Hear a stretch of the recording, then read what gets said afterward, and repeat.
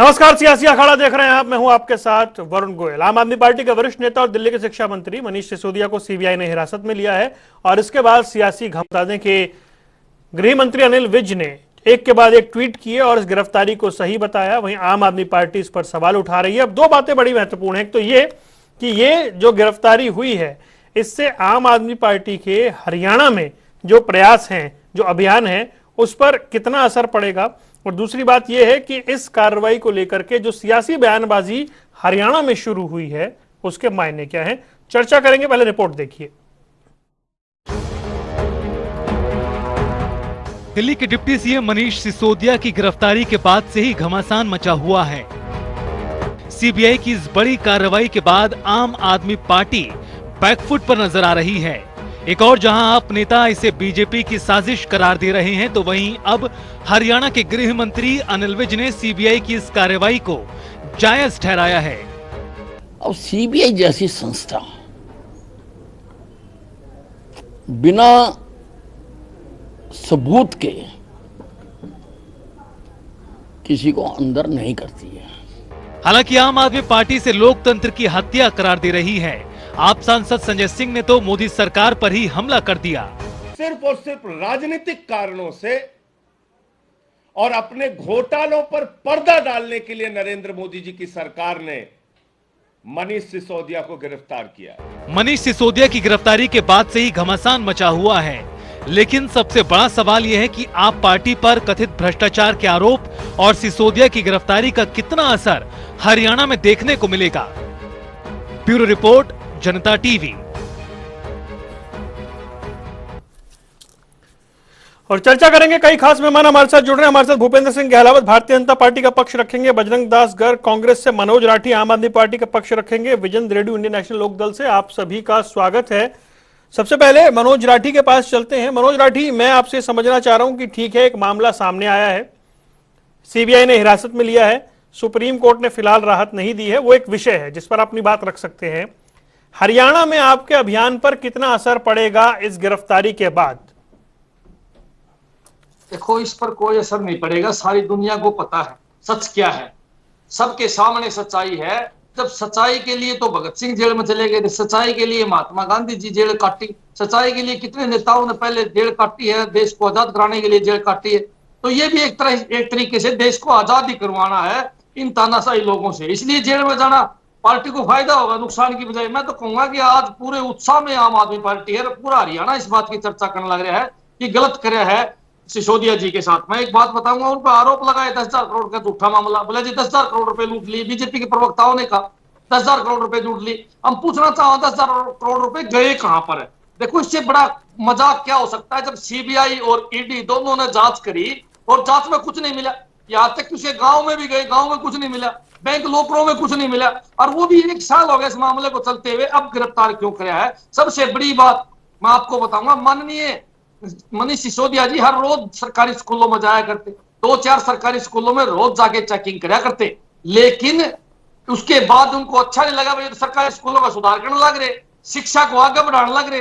जो शिक्षा को खत्म करने वाली पार्टी है उसको कैसे सुहाते जी, इसलिए उसको गिरफ्तार कर लिया। हरियाणा का शिक्षा मंत्री आज तक मैंने कभी किसी सरकारी स्कूल में जाते हुए देखा, डरता है सरकारी स्कूलों में जाने से। कहीं कोई बच्चा अंग्रेजी में सवाल ना पूछ ले, कहीं कोई शुद्ध हिंदी में बच्चा सवाल ना पूछ ले और जवाब नहीं दे पाओगा। तो मैं तो एक बात जरूर कहना चाहूंगा कि ये सरकार जो है बोखला चुकी है, इसलिए इसने ये कदम उठाया। हरियाणा के में लॉकडाउन के समय, मैं आपको बताऊंगा, लॉकडाउन के समय दुष्यंत चौटाला पर आरोप लगे थे शराब घोटाले के। अनिल विज ने स्वयं कहा कि मैं इसकी जांच कराऊंगा, आज तक उसकी जांच नहीं हो पाई। कहा क्या चक्कर है? ये सारी सीबीआई और ईडी विपक्ष के लिए रखी है क्या? अपने लिए भी रखना चाहिए।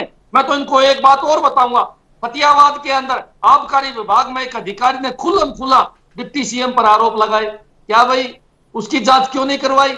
उसने तो सीबीआई को चिट्ठी तक लिखी, जो आज भी मीडिया के सामने आए, मीडिया के सामने उसने चिट्ठियां रखी कि हमने सीबीआई को चिट्ठी लिखी, जांच करो। कम से कम जांच तो करवाते कि भाई शराब का घोटाला हुआ कि नहीं हुआ। अकेला फतेहाबाद डिस्ट्रिक्ट में 100 करोड़ का आरोप लगाया, 100 करोड़ का घोटाला हुआ। मैं तो एक बात और कहूंगा, अनिल विज जी जो अभी बोल रहे थे भाई ये बौखलाहट है, मैं तो कहूंगा अनिल विज जी संदीप सिंह के मामले में क्यों नहीं बोलते? वो तो उसके पास में बैठे हैं। संदीप सिंह पे अच्छा मनोज भाई, मैं आपके पास आ रहा हूं। इस बीच एक बड़ी खबर दर्शकों को देनी है। बड़ी खबर यह है कि मनीष सिसोदिया ने इस्तीफा दिया है। ये बड़ी खबर आपको बता दें, मनीष सिसोदिया ने मंत्रिमंडल से इस्तीफा दिया है। ये इस वक्त की बड़ी खबर। सुप्रीम कोर्ट से आज राहत नहीं मिली थी, इसके बाद सत्येंद्र जैन ने भी इस्तीफा दिया है। ये बड़ी खबर आपको बता दें, सीएम केजरीवाल ने दोनों के इस्तीफे मंजूर कर लिए हैं। इस वक्त की बड़ी खबर, मनीष सिसोदिया और सत्येंद्र जैन ने मंत्रिमंडल से इस्तीफा दिया है। बड़ी खबर आपके टीवी स्क्रीन पर आपको बता दें कि मुख्यमंत्री अरविंद केजरीवाल ने दोनों के इस्तीफे मंजूर कर लिए हैं। सत्येंद्र जैन लगभग 1 साल से जेल में हैं, उनके ऊपर जो मामले चल रहे हैं। वहीं दूसरी ओर आज जिस तरीके से सुप्रीम कोर्ट से राहत नहीं मिली, उसके बाद मनीष सिसोदिया ने भी इस्तीफा दिया है और दोनों के इस्तीफे सीएम अरविंद केजरीवाल ने स्वीकार कर लिए हैं। ये इस वक्त की बड़ी खबर आ रही है।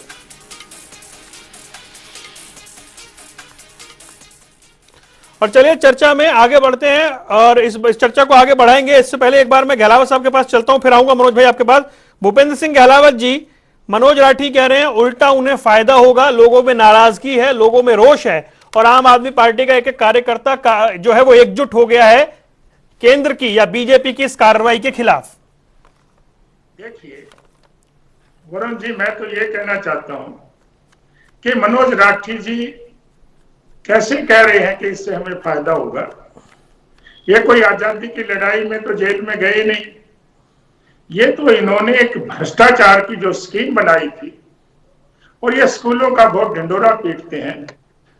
स्कूलों में सिसोदिया साहब शराब की बोतल लेकर जाने की जो स्कीम बनाई थी, जो 21 साल उम्र घटा के कर दी थी इन्होंने, और रात के 2-2, 3-3 बजे तक ठेके खुलने के लिए पॉलिसी बनाई और 143 करोड़ रुपए किस तरह से कमीशन के तौर पर ठगने का काम जो मैन्युफैक्चरर थे, और सबको एक ही कायदा तो ये होता था कि मैन्युफैक्चरर अलग होता था, डिस्ट्रीब्यूटर अलग होता था और जो नीचे सप्लाई करता था वो अलग होता था। सबको एक ही उसमें लेके इन्होंने पॉलिसी बनाई और जब इनको ये लगा कि इस पॉलिसी से तुम सारी की सारी सरकार जेल में जा सकते हो, तो इन्होंने उस पॉलिसी को वापस ले लिया। अब मुझे नहीं पता कि लोग कमीशन खा के, रिश्वतखोरी खा के जब जेल में जाएंगे तो उनकी पार्टी को फायदा होगा। अगर फिर भी राठी साहब की पार्टी को फायदा होता है तो भाई ये तो इनके मन की बात है, ये मन से नहीं, वो ये कह रहे हैं ना उनके साथ नाइंसाफी हुई है, वो शिक्षा के क्षेत्र में अभूतपूर्व काम कर रहे थे और आप लोगों को वो रास नहीं आया, वो पब्लिक के सामने इस रूप में जा रहे हैं कि उनके साथ नाइंसाफी हुई है। गर्ग साहब आ रहा हूं मैं। देखिए मैं तो ये कहना चाहता हूं कि अगर कोई गलती होती तो सुप्रीम कोर्ट को दे सकता था। उन्होंने, कोर्ट ने रिमांड दिया और आज वो सुप्रीम कोर्ट चले गए, उन्होंने भी किसी किस्म की राय देने से इनकार कर दिया।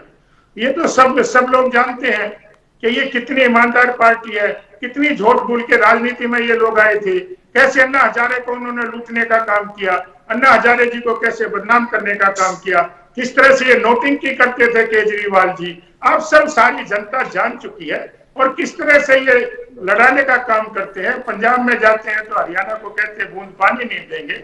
और ये तो सारी बातें, मैं तो ये कहता हूँ हरियाणा में तो कोई इनका वजूद ना पहले था ना आज है, और जो 2-4 लोग थोड़ा बहुत से इसमें से लगे हुए थे वो भी आहिस्ता आहिस्ता ठीक है, कर जाएंगे। आप कह रहे हैं जो लोग जुड़े हुए थे वो भी किनारा कर जाएंगे। ठीक है, मैं आपके पास लौटूंगा। जी, बजरंग दास गर्ग जी के पास चलते हैं। बजरंग दास जी भाई, आपको क्या लगता है, मैं क्योंकि हरियाणा के परिप्रेक्ष्य में बात करना चाहता हूं, दिल्ली में गिरफ्तारी हुई है, हरियाणा में जो सियासत चल रही है, हरियाणा में आम आदमी पार्टी के अभियान पर असर पड़ेगा क्या? क्योंकि मनोज राठी ये कह रहे हैं कि उल्टा और लोग जुड़ेंगे। गोयल साहब, सबसे पहले एक बात मुद्दा आज ये है, मुनीष जी गिरफ्तार हुए हैं, कानून सबके लिए बराबर होना चाहिए। ये नहीं विपक्षी नेताओं के लिए अलग, सरकार के नेताओं पर अलग। संदीप मंत्री जो है उसके खिलाफ एफआईआर दर्ज कितने महीने से चंडीगढ़ के अंदर दर्ज है, और वो महिला कोच जो है बार बार मुख्यमंत्री से मिल ली, गृह मंत्री से मिल ली, आपके मीडिया के सामने 20 बार पेश हो ली। कल उसने कुछ जहरीला पदार्थ खुआया गया, उसने अखबारों में नेशनल पेज भरे पड़े हैं कि मुझे मारने की साजिश है, मेरे जहरीला पदार्थ खुआ दिया गया। मैं यही पूछना चाहता हूं भाई, सिसोदिया ने गिरफ्तार आपने करवा लिया, संदीप सिंह गिरफ्तार क्यों नहीं करवाया? जो कुश्ती संघ के जो प्रधान है वीरभूषण, उसके खिलाफ आपने कार्रवाई क्यों नहीं करी? आपने जो पुलिस कस्टडी के अंदर शराब पड़ी थी करोड़ों रुपए, कोरोना के समय में पुलिस कस्टडी में शराब पी की, उस पर आपने कार्रवाई क्यों नहीं करी? पुलिस अपने कोरोना काल के अंदर रजिस्ट्रियां बैन थी, अरबों रुपये आपकी रजिस्ट्री होगी, उस पर आपने कार्रवाई क्यों नहीं करी? खनन घोटाला लगातार चल रहा है, खनन के अंदर सैकड़ों मजदूर मर गए, आपने उस पर कार्रवाई क्यों नहीं करी? पेपर लीक हुए, उस पर आपने कार्रवाई क्यों नहीं करी? धान घोटाले हुए, आपने उस पर कार्रवाई क्यों नहीं करी? कार्रवाई तो करते, तो जब तो हम मानते सबके लिए समान रूप से कार्रवाई कर रहे हैं, तो इसका मतलब ये है, ये सरकार जो है विपक्षी नेताओं की आवाज दबाने के लिए सिर्फ उनको लपेटा जा रहा है। गिरफ्तार करने का मतलब क्या था? आप इंक्वायरी करो, जांच करो। आप भी ये मान रहे हैं कि आम आदमी पार्टी के साथ गलत हो रहा है, उनके नेताओं के साथ गलत किया जा रहा है? मैं कह रहा हूं आम आदमी पार्टी नहीं, जितने भी विपक्ष के नेता है सबकी आवाज दबाने के लिए लगी हुई है। सवाल तो मत घुमाइए ना, मैं सीधा सवाल पूछ रहा हूं आपसे। भाई आपको, आप कहिए ना कि हाँ नाइंसाफी हो रही है उनके नेताओं के साथ। आप बोलिए कि हाँ मनीष सिसोदिया के साथ गलत किया है पार्टी है, बीजेपी ने। मनीष सिसोदिया एक का नाम नहीं, इतने सैकड़ों नेता है, सभी के साथ पता है, बात ना घुमा देते हैं। आपके नेता अजय माकन कह रहे हैं भ्रष्टाचार का मामला है, सीधा सीधा वो ये कह रहे हैं दिल्ली में, आप कह रहे हैं गलत हो रहा है। मतलब स्पष्ट बताइए ना सर, क्या हो रहा है? मतलब आप कहिए कि हाँ जो सरकार है वो सारे विरोधियों को दबा रही है।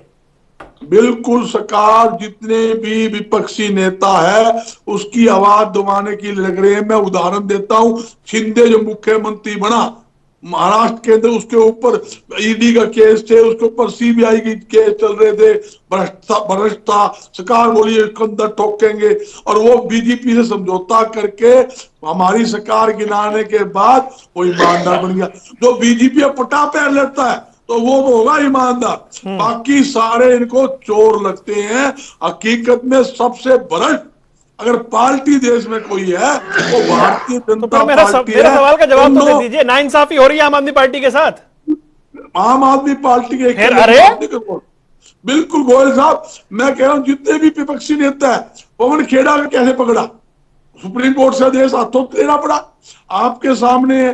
मतलब ये एक केस नहीं है, हजारों केस मैं दे सकता हूं जो इन्होंने हरेकों के साथ जबरन कर रखा है, झूठे मुकदमे दर्ज करवा रखे हैं, लोग कोर्टों में फिर रहे हैं। सबके साथ नाइंसाफी हो रही है, ठीक है, आप थोड़ा बेहतर कर देते हैं आप, क्योंकि आप आम आदमी पार्टी का नाम नहीं लेना चाह रहे। इस राज्य में ये कहानी है, जो इनके खिलाफ बोल देगा उसके ऊपर ईडी, सीबीआई, इनकम टैक्स छोड़ दी जाएगी, उनकी आवाज के टेप लगा दी जाएगी गोयल साहब, ताकि वो सरकार के खिलाफ ना बोले। जो सरकार की बड़ाई करेगा वो माल खाएगा, वो देश और प्रदेश का नागरिक हो सकता है। भूपेंद्र सिंह गहलावत जी, भाई जो भी आपके खिलाफ बोलेगा वो जेल जाएगा।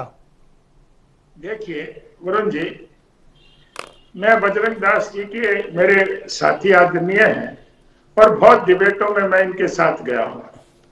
ये तो एक रिटायर प्रस्ताव लेके आते हैं, आप इनसे कोई भी सवाल पूछेंगे उसका जवाब नहीं देंगे। भूपेंद्र भाई, मेरे को शब्द गलत तो बता दो। यही भूपेंद्र जी, मैंने कोई गलत बात कही हो, शिंदे का जवाब दे दो, आप संदीप सिंह का जवाब दो। 3 महीनों में संदीप सिंह को मुख्यमंत्री बचा रहा है, मुख्यमंत्री कहता है दोष लगाने से, अच्छा सवाल, मुख्यमंत्री आरोप लगाने से कोई दोस्ती नहीं होता। जवाब तो ले लो, मैंने सवाल उनसे पूछा, भाई आऊंगा आपके पास, इसमें भी आरोप भी दिया, जवाब लेता हूं। दोषी सिद्ध तो ये भी नहीं हुआ, इसको गिरफ्तार कैसे कर लिया? जवाब तो लेने दीजिए। मुख्यमंत्री कहता है आरोप लगाने से दोस्ती नहीं होता, तो इस पर भी खाली आरोप तो लगे हैं मनीष जी के ऊपर, तो ये दोषी कैसे हो गया? इसको कैसे गिरफ्तार कर लिया? संदीप सिंह कैसे ईमानदार हो गया? जी आपके गहलावत साहब जवाब दीजिए, वीरेंद्र रेड्डी जी जुड़ेंगे, उनके पास जाऊंगा मैं फिर। देखिए, बजरंग दास जी के बातों से ऐसा प्रतीत होता है कि ये खुद भी डरे हुए हैं। इनको ये लग रहा है कि कांग्रेस के वोट से लोग जमानत पर हैं, कभी कल बजरंग दास जी क्यों डरेंगे भाई? मैं ये कह रहा हूँ, बजरंग दास इसलिए डरे हुए हैं कि कल को जब हमारे नेता भी जो करप्शन में शामिल हैं, अगर वो जेल में जाते हैं तो दूसरी अपोजिशन पार्टियां हमारा भी साथ देंगी। लेकिन देश की जनता जानती है कि कौन लोग भ्रष्टाचार में डूबे हुए हैं और कैसे कैसे भ्रष्टाचार में लोग इकट्ठे हुए हैं। देखिए, हम इस बात से बिल्कुल भी नहीं है, जो भ्रष्टाचार करेगा उसको हम अंदर ठोकने का काम करेंगे। और हमारी सरकार को इंटरफेरेंस नहीं करती, जो इन्वेस्टिगेशन एजेंसी है वो अपना काम कर रही है। इसमें कोई ये कहे कि बीजेपी के खिलाफ बोलती है, इसमें बीजेपी का तो कोई है नहीं। माननीय आज रुस्तम नाले ने भी रिलीफ देने से उसको इनकार कर दिया। अरे भैया, तुम पार्टी का नाम क्यों लेते हो? तुम सीधे बात करो कि हमने भ्रष्टाचार किया तो हम पकड़े गए, और जो भ्रष्टाचार करेगा वो पकड़ा जाएगा, ठीक है। उसको किसी किस्म का कोई रिलीफ नहीं मिलेगा। ठीक। और बजरंग दास जी, अभी आप चिंता ना करो, हमारी पार्टी किसी को अंदर नहीं करती। अगर आपके आदमियों ने भ्रष्टाचार किया होगा तो आप जरूर जेल में जाओगे, और नहीं भ्रष्टाचार किया होगा ठीक है। तो जो इन्वेस्टिगेशन एजेंसी ठीक है भूपेंद्र जो जी, संवैधानिक संस्था है वो अपना काम करेंगी, जी, और जो जैसा दोषी होगा उसको वैसी सजा मिलेगी। ठीक है जी। विजेंद्र रेड्डी जी मेरे साथ जुड़ गए। विजेंद्र जी, मूल प्रश्न मेरा कुछ अलग था, चर्चा कहीं और जा रही है। प्रश्न मेरा ये था कि आम आदमी पार्टी के अभियान को ये जो गिरफ्तारी हुई है उससे हरियाणा में कितना असर पड़ेगा? मनोज भाई ये कह रहे हैं कि इससे उल्टा फायदा होगा, लोग और एकजुट होंगे और ज्यादा लोग इकट्ठे होंगे। आपकी राय क्या है? देखिए, जिस टाइम में आप पार्टी का उदय हुआ, अन्ना हजारे जी का आंदोलन हम सब ने खूब देखा है, और किस प्रकार से केजरीवाल जी बिजली के पोल पर भी चढ़ जाया करते थे, और पोल पर चढ़ करके ये कहा करते थे कि यदि एक भी भ्रष्टाचारी व्यक्ति होगा, यदि सिर्फ नाम भी लिया जाएगा तो हम उसको कान पकड़ करके बाहर निकाल दिया करेंगे। और अनेकों लोकायुक्त वगैरह बनाने की बातें किया करते थे। बहुत सारे वायदे हमने केजरीवाल जी के सुने हैं, बहुत नजदीकी से भी सुने हैं, और उसी अन्ना हजारे के आंदोलन में से निकल करके एक पार्टी आई, और इस पार्टी का मूल सिद्धांत corruption zero, corruption free party. मैं ये नहीं कहता कि मनीष सिसोदिया या जो सतेंद्र जैन है या पंजाब के स्वास्थ्य मंत्री हैं जो आज जेलों के अंदर है। अगर सबसे पहले तो केजरीवाल जी को इनके ऊपर गंभीर संज्ञान लेना चाहिए कि जब तक इनके ऊपर ये जेल में चले गए, सत्येंद्र जैन जी के ऊपर तो आरोप तय हो चुके हैं, सिसोदिया जी को गिरफ्तार किया गया है, 5 दिन का रिमांड मिला है, सीबीआई इंक्वायरी करेगी तो वो उसकी जो जांच पड़ताल होगी उनका रिमांड लिया जाएगा, जो भी होगा। तो जब तक जो है केजरीवाल जी को ये खुली छूट देनी चाहिए, सीबीआई को इस तरह के आरोप प्रत्यारोप पर नहीं पड़ना चाहिए कि ये जो राजनीतिकरण हो रहा है या ये तानाशाही हो रही है। तो जैसे ये है भाई, तुम अपनी जांच करो, अगर कुछ मिलेगा तो हम खुद अपने साथी को सजा दिलवाने का काम करेंगे, और हम खुद कहेंगे कि गलत है तो हमने उसे पकड़ करके बाहर कर दिया, और यदि वो सही है तो वो बाहर आ जाएगा।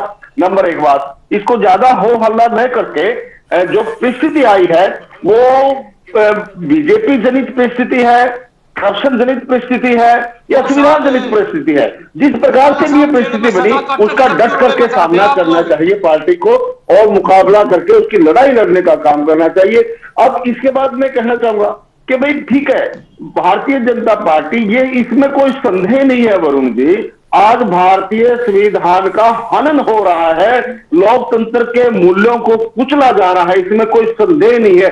ये पूरा देश जानता है कि एक व्यक्ति के ऊपर सीबीआई ने चार्जशीट लगा दी, उसको अंदर कर लिया, कर लो अंदर, ठीक है, वो होना भी चाहिए। लेकिन एक आदमी जिसके ऊपर चार्जशीट दर्ज है, जिसके ऊपर जो है एफआईआर दर्ज हो चुकी है, जिसके ऊपर आंदोलन चल रहे हैं जिनके खिलाफ, उनको कुछ नहीं कहा जा रहा है और दूसरे व्यक्तियों को अंदर घुसा जा रहा है।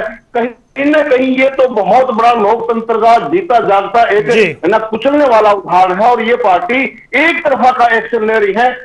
क्या रीजन है, क्या ऐसी विभूति इनके पास है कि भारतीय जनता पार्टी का एक भी नेता करप्शन में नहीं मिलता है, और कोई भ्रष्टाचार में या अन्य दोष में मिलता है तो उसके ऊपर कार्रवाई नहीं होती है। और यहां तक के मुख्यमंत्री सदन में खड़ा होकर के कहते हैं कि हम नहीं करेंगे, नहीं करेंगे, नहीं करेंगे, 3 बार दोहराते हैं, जैसे उन्होंने प्रण ले लिया इस बात का कि हम बीजेपी के किसी नेता के ऊपर एक्शन नहीं लेंगे। ठीक है, ये नहीं होना चाहिए, दोगला चेहरा नहीं होना चाहिए, दोगला चरित्र नहीं होना चाहिए। ठीक है मनोज भाई, आप क्या कहना चाह रहे हैं? भाई देखिए, अब तो इस्तीफा हो गया है, और बार बार कहा जाता था सत्येंद्र जैन जेल में, इस्तीफा क्यों नहीं देते हैं? आज सत्येंद्र जैन का भी इस्तीफा हो गया, मनीष सिसोदिया का भी इस्तीफा हो गया है।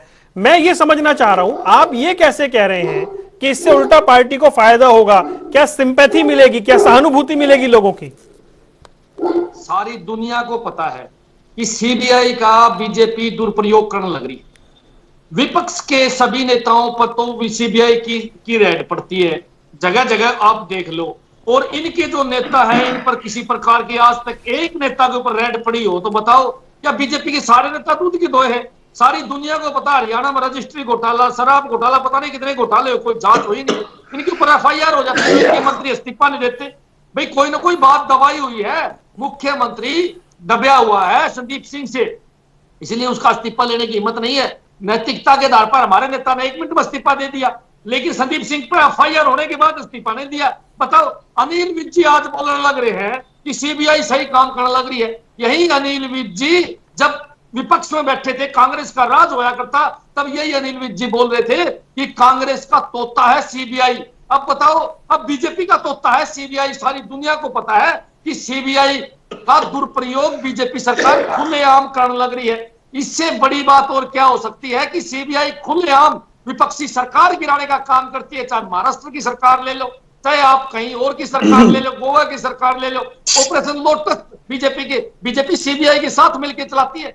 जब पहली बार सीबीआई ने रेड मारी थी मनीष सिसोदिया के घर पे, तब मनीष सिसोदिया को कहा गया था कि आप अब इधर आ जाओ। ऑपरेशन लोटस चलाने का प्रयास बीजेपी ने किया था कि हम आपको सीएम बना देंगे, आप सरकार तोड़ दो। लेकिन मनीष सिसोदिया जी असली देशभक्त है, शिक्षा के देवता है, इसलिए मानने नहीं। उन्होंने बीजेपी की 1 साल नहीं चलने दी और आज बीजेपी ने जेल में ठोक दी।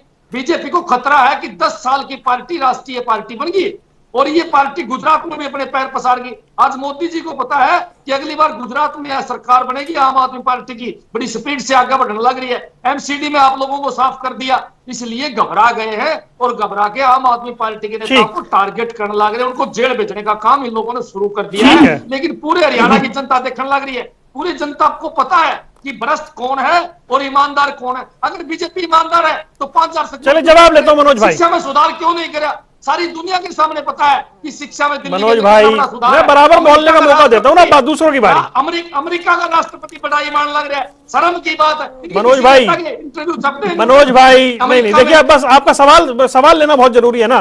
भूपेंद्र सिंह गहलावत जी, आपके 3 साथी यहां पर बैठे हैं और तीनों का लगभग ये कहना है कि एक तरफा कार्रवाई विपक्ष पर होती है और जो बीजेपी का कोई नेता जो है वो सीबीआई ईडी के रडार में कभी नहीं आता है।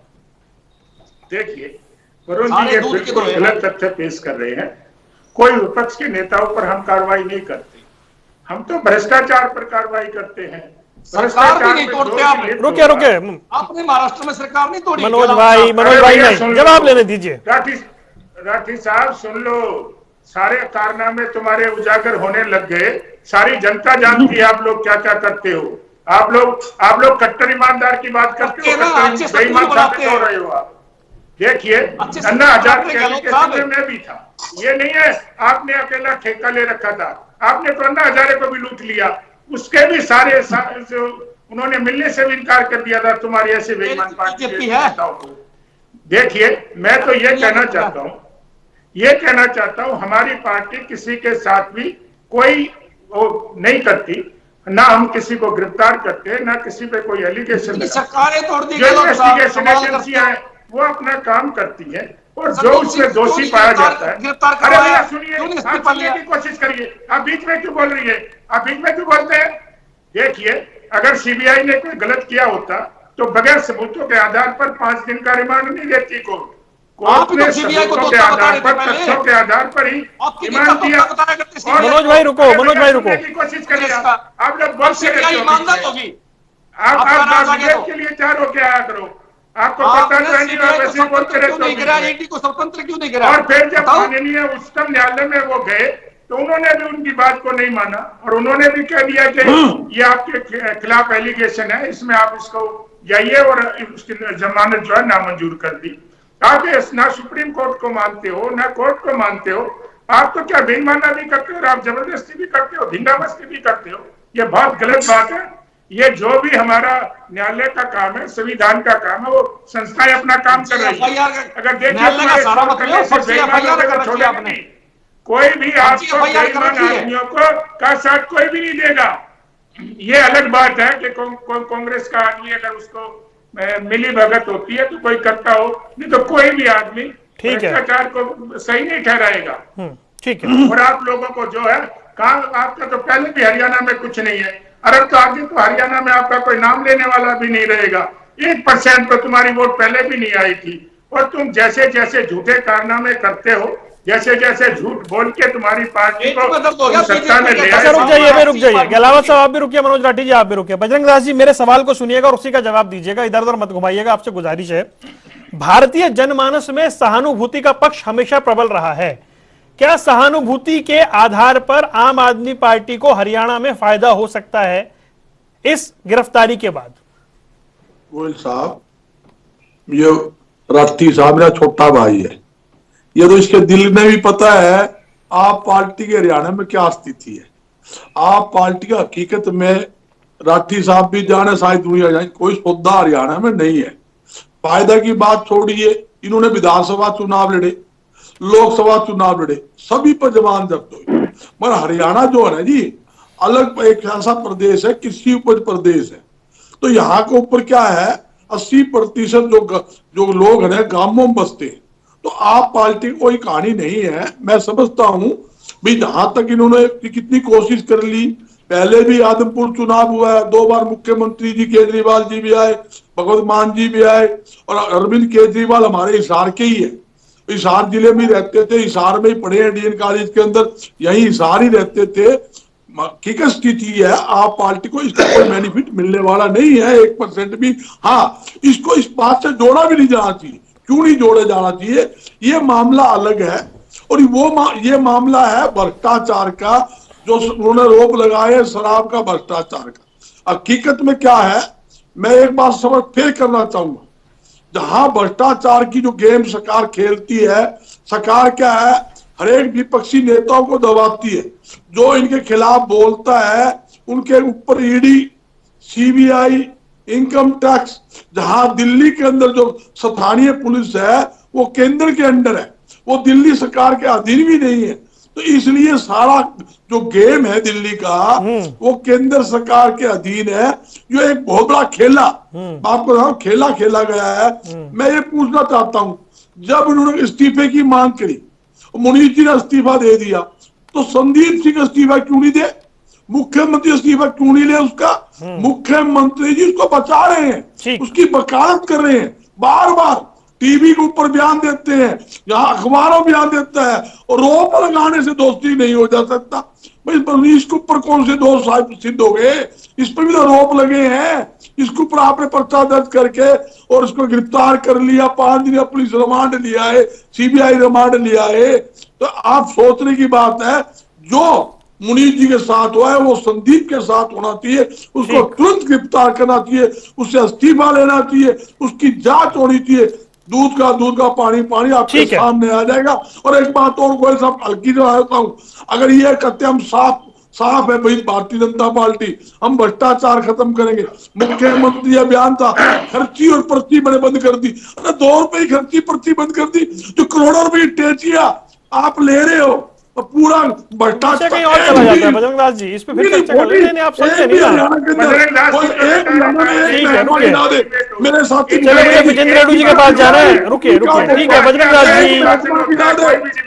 ठीक है, अच्छा बजरंग दास जी ठीक है, बता जाऊंगा, फिर आपके पास आऊंगा। विजेंद्र रेड्डी जी, मैं बिल्कुल गंभीरता से आपसे वही प्रश्न पूछ रहा हूं, आम आदमी पार्टी के विस्तार की संभावनाओं को इस मौजूदा प्रकरण से झटका लगा है क्या? वरुण जी, क्या प्रकरण है ये? कोई ये तो प्रकरण नहीं है कि ये देश में सही, देश के लिए शहीद हुए हैं, या कोई इतना बड़ा देश के लिए उपलब्धि लेकर के आए हैं कहीं से जो इनका बेनिफिट मिलेगा इसको। एक करप्शन के तहत इनको गिरफ्तार किया गया है, न्यायालय का कार्य है, न्यायालय इसको सही या गलत सिद्ध करेगा। तो इसमें पॉलिटिकल फायदे वाली तो कोई बात ही नहीं आती। मैं तो समझता हूं यदि ये पार्टी इसको मुद्दा भी बनाने का प्रयास करेगी तो पार्टी को वास्तव में नुकसान ही उठाना पड़ेगा। फायदे नाम का तो कोई बात ही नहीं बनते। वरुण जी को किस हिसाब से हम माने कि भाई किसी व्यक्ति को अगर ऐसे इल्जामों के अंदर जाना पड़ता है, वो गलत है कि सही है, ये न्यायालय फैसला करेगी। हालांकि जो कुछ मैंने इसके बारे में स्टडी किया थोड़ा सा पता लगने के बाद आज की डिबेट का, तो साउथ ब्लॉक में बताया गया कि वहां के जो होलसेलर थे और जो वहां के नेता थे, उन्होंने मिलकर के 2% जो मार्जिन हुआ करता था उसको 12% करवाने का काम किया, और जो बीच का डिफरेंस था वो भ्रष्टाचार का सबसे बड़ा मुद्दा बनाया गया है। दूसरी बात इसमें सामने जो आ रही है, एक जो मुख्य फाइल थी इस पॉलिसी की, वो पॉलिसी की जो मुख्य फाइल है वो गायब है, और कहीं ना कहीं जो एक्स्ट्रा 200 दुकानें खोलने का काम किया गया था, उन दुकानों को एमसीडी ने परमिशन न दे करके उसको रुकवाने का काम किया, ये एक भ्रष्टाचार का मुद्दा इसमें लाया गया है। तो ऐसे कई सारे बातें हैं इसमें करोड़ों। और स्वयं देखिए एक और बड़ी बात है, स्वयं मनीष सिसोदिया जी का मैंने एक बयान देखा अभी गूगल के ऊपर, उन्होंने स्वयं कहा कि हजारों करोड़ का नुकसान इस वजह से हो गया क्योंकि एलजी ने इस जो नई पॉलिसी है इसको परमिशन नहीं दी थी, इस वजह से हजारों करोड़ का नुकसान हुआ है रेवेन्यू का दिल्ली गवर्नमेंट को। तो वो हजारों करोड़ का जो नुकसान हुआ होगी जो राजस्व मिनिस्टर है और राजस्व मिनिस्टर मनीष सिसोदिया जी, कहीं ना कहीं मैं ये नहीं मानता कि 100% इनको गैर तरीके से इनको अंदर डाला गया है, 100% गैर कानूनी नहीं है, कुछ तो उसमें तथ्य है, उनको इन्होंने सिद्ध करना है, उनको प्रूव करना है। और यदि पॉलिटिकल की बात हरियाणा की करे तो हरियाणा का तो ये पार्टी बिल्कुल ही खिलाफ है, शुरू से ही खिलाफ है। लेकिन चाहे वो पानी की बात हो चाहे चंडीगढ़ की बात हो, आज तक मनोज राठी ने मुंह भर के ये नहीं कहा कि हम हरियाणा में पानी लाने के लिए पंजाब के साथ लड़ाई लड़ेंगे। एक भी नेता ने, हमने बार बार कहा कि यार आप तो कह दो कि हम लड़ाई लड़ेंगे हरियाणा का पानी लाने के लिए, लेकिन इन्होंने अपने मुंह से डायरेक्ट कभी नहीं कहा। दूसरी बात वरुण जी, एक अहम क्वेश्चन है, क्या हरियाणा के मुख्यमंत्री भी इस्तीफा लेंगे? अभी आपने जानकारी दी कि वहां दोनों का इस्तीफा हो चुका है, और वो पहली बात में मैं कह रहा था कि अरविंद केजरीवाल को स्ट्रिक्ट एक्शन लेना चाहिए था, इस्तीफा लेना चाहिए था, और आज दोनों ने इस्तीफा दिया। क्या ऐसे ही हरियाणा में भी मुख्यमंत्री जी इस्तीफा लेंगे? ये अहम क्वेश्चन आज ये खड़ा होगा दोबारा से फिर, और क्या इसके ऊपर एक्शन होता है या अपराधियों को ऐसे ही ये सरकार बचाने का काम करेगी?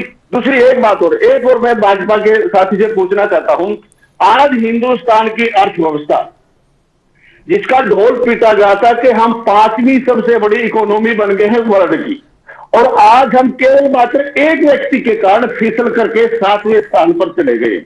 पूरे वर्ल्ड में इकोनॉमी 5 से 7वें पायदान पर बैठ कर दी 2 फीट, सिर्फ एक अलग चर्चा करेंगे। नहीं, इसमें अलग चर्चा करेंगे, समय थोड़ा कम है। क्या उसकी फाइल लगाई, क्या जांच बिठाई, कोई ईडी क्या लगाई उसके पीछे, क्यों नहीं लगाई? इसलिए मैं कहता हूँ 30 सेकंड सिर्फ, मेरे पास समय कम है। मनोज राठी भाई, विजेंद्र जी कह रहे हैं फायदा नहीं होने वाला, अगर आप इस मुद्दे को भुनाते हैं तो फायदा नहीं होगा।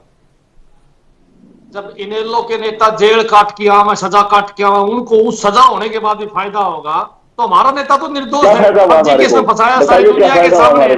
मैं तो एक बात बताऊंगा, हमारे को क्या फायदा हुआ? अडानी जो है, अडानी को पकड़ना चाहिए ना, मुकदमा अडानी पर दर्ज करना चाहिए था। अडानी पर दर्ज करने की बजाय एक शिक्षा, एक काफी स्कूलों को मजबूत करने वाला, एक लाखों लोगों को शिक्षा देने वाला शिक्षाविद इंसान पर मुकदमा दर्ज कर दिया।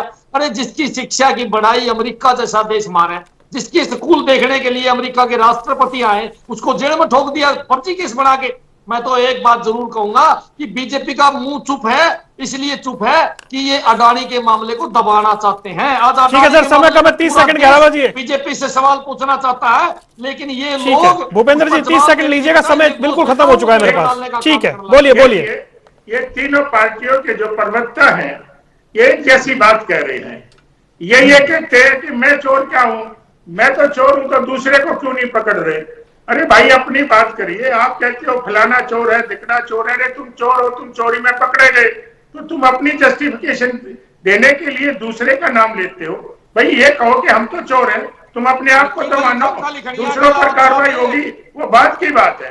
तुम अपने आप में अरेस्ट हुए हो, आपको तो अंदर होना चाहिए था। सही बात है, आपके खिलाफ सबूत मिले हैं, दूसरे लोगों के खिलाफ सबूत मिलेंगे तो वो भी अंदर जाएंगे। मैं माफी चाहता हूं सर, समय इतना ही था। आप चारों मेहमानों का जुड़ने के लिए बहुत बहुत शुक्रिया। सियासी अखाड़ा देख रहे थे आप, यहाँ रुकने कुछ देर के लिए। खबरों का सिलसिला लगातार जारी है।